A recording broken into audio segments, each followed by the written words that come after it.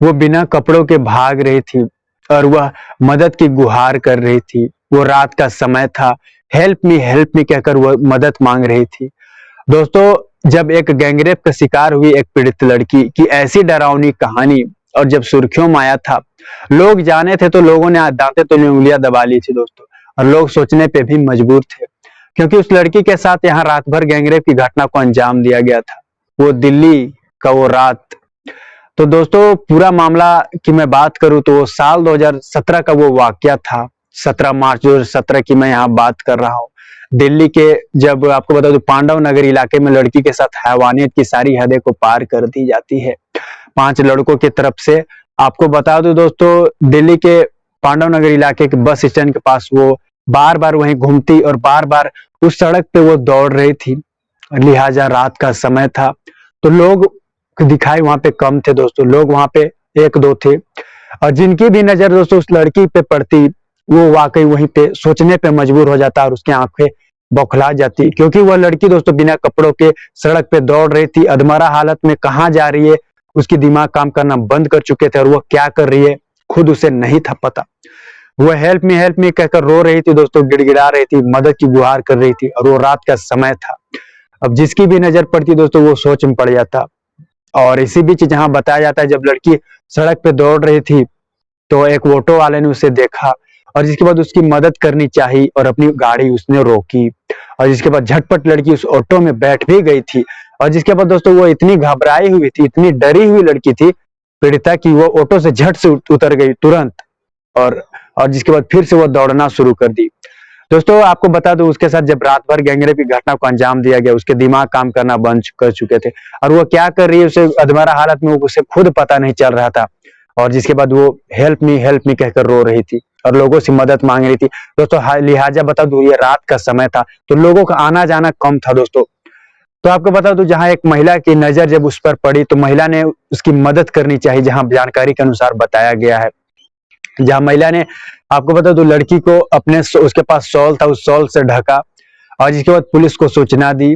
Police दोस्तों मौके पर पहुंची थी, और जिसके बाद लड़की को, आपको बता दो, पुलिस ने अपने कस्टडी में लिया। सबसे पहले लड़की को दोस्तों निर्वस्त्र थी, उसे कपड़े पहनाए गए, और जिसके बाद पुलिस की पूछताछ में उस पीड़ित लड़की ने अपने कहानी के बारे में बता दिया, अपने बारे में बता दिया, वो करतूत के बारे में बता दिया, उन लोगों के सारी कहानी के बारे में पुलिस को उसने रख दिया दोस्तों। तो पीड़ित तो दोस्तों, जहां पीड़ित का कहना है कि वो नॉर्थ ईस्ट की रहने वाली है, उसकी उम्र लगभग 18 साल के आसपास है। उसका नाम सीमा है, जो कि दोस्तों एक बता दूं बदला हुआ नाम है, और वह दिल्ली के एक प्राइवेट सेक्टर में काम करती है। और काम करने के दौरान उसकी मुलाकात 2 लड़कों से हुई थी, और जान पहचान हुई थी, दोस्ती हुई थी। और जिसके बाद वे 2 लड़के लगभग 17 मार्च के आसपास, वे लड़के उन्हें एक दिन घूमने मिलने के लिए बुलाते हैं। और दोस्तों, वो पांडव नगर इलाका के एक फ्लैट पर उन्हें उस लड़की को बुलाया गया था पार्टी के लिए, कि हमने यहाँ हमारी एक पार्टी रखी गई है। और उस पार्टी में दोस्तों, जिसके बाद उन दोनों लड़कों के साथ वो लड़की, यानी अपने दोस्त के साथ, वह आ रही थी। आपको बता दो, उस फ्लैट में 3 लड़के पहले से ही मौजूद थे, यानी कुल ये 5 लड़के हो चुके थे, लड़की उधर अकेली थी। अब दोस्तों, लड़की कमरे के अंदर पहुंच जाती है फ्लैट के, और जिसके बाद सभी ने लड़की के साथ गलत काम करने की कोशिश की। लड़की ने विरोध करने की कोशिश की। लड़की के साथ 5 लोगों ने दरिंदगी की सारी हैवानियत की हदें को पार कर दिया गया।